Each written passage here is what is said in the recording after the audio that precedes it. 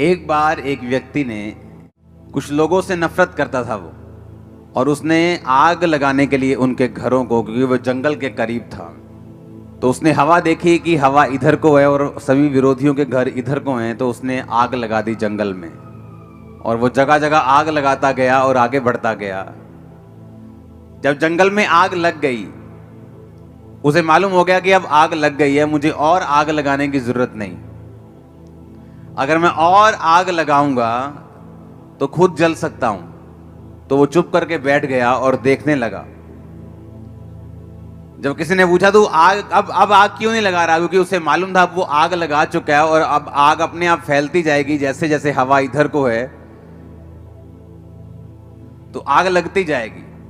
लेकिन नीति वचन 26 उसकी 27 आयत में लिखा, जो गड्ढा खोदे वही उसमें गिरेगा, जो पत्थर लुढ़काए वो लुढ़क कर उसी पर लुढ़क आएगा। इस बार भी माय 11 सर्कल पे हर दिन 27 आयत में लिखा, जो गड्ढा खोदे वही उसमें गिरेगा, जो पत्थर लुढ़काए वो लुढ़क कर उसी पर लुढ़क आएगा।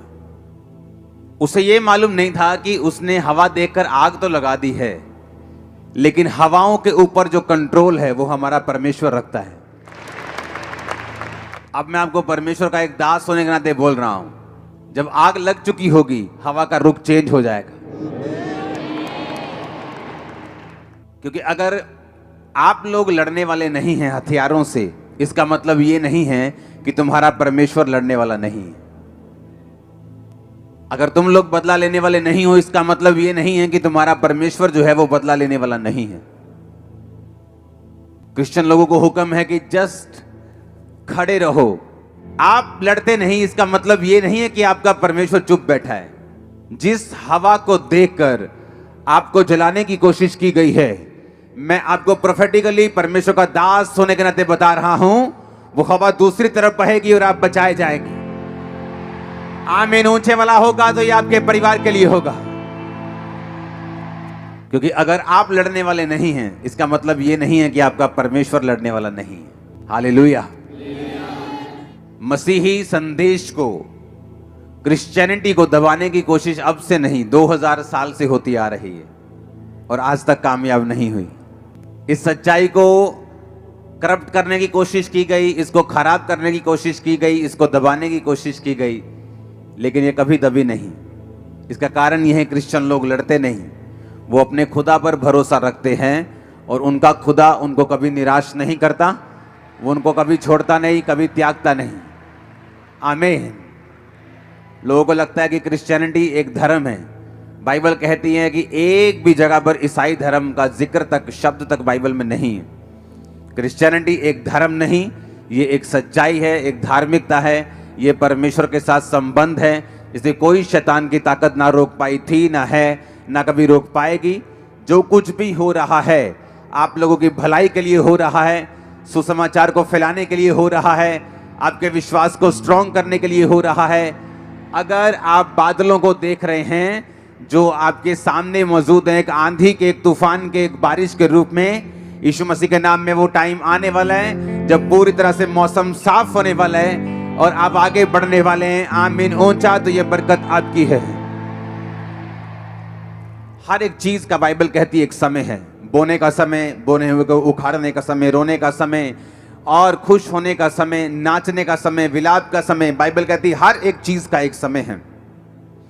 और बाइबल कहती है कलीसिया इसीलिए परमेश्वर ने बनाई है ताकि आप इस तब ब्लेस होते हैं जब आप परमेश्वर के दिमाग को, उसके प्लान को, उसकी योजना को जो उसके माइंड में है, आप उसे समझ जाते हैं और उस योजना को धरती पर पूरा करने के लिए आप काम करना शुरू करते हैं।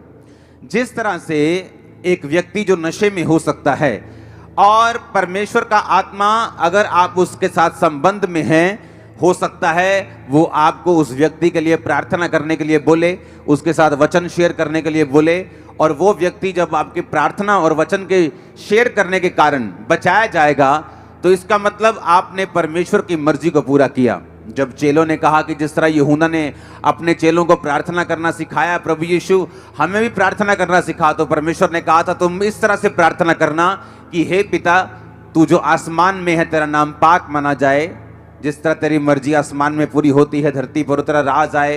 कौन सी मर्जी की परमेश्वर बात कर रहा है? वो मर्जी जो परमेश्वर के दिमाग में है। और किस तरह से वो धरती पर पूरी होगी?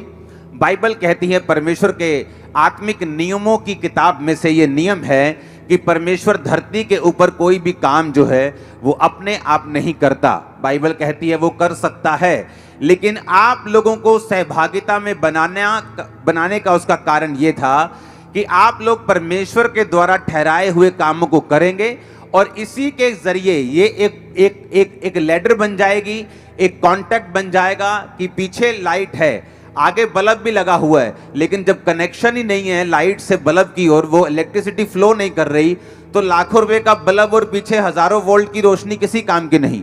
उसी तरह परमेश्वर जो हजारों लाखों करोड़ों और बेहिसाब वोल्ट की जो पावर है, और आप एक बल्ब के समान, रोशनी के समान बाइबल कहती है बुलाए गए हैं, लेकिन जब कनेक्शन आप में और परमेश्वर में नहीं है, आप रोशनी नहीं दे सकते, लोगों को रास्ता नहीं दिखा सकते, परमेश्वर के द्वारा बनाए गए मकसद को भी आप पूरा नहीं कर सकते।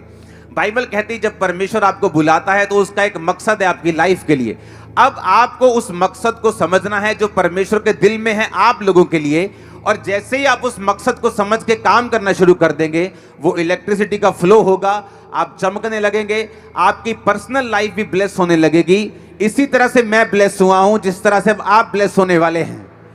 आमीन। ऊंचा तो ये आपके परिवारों तक जा रहा है इसका असर।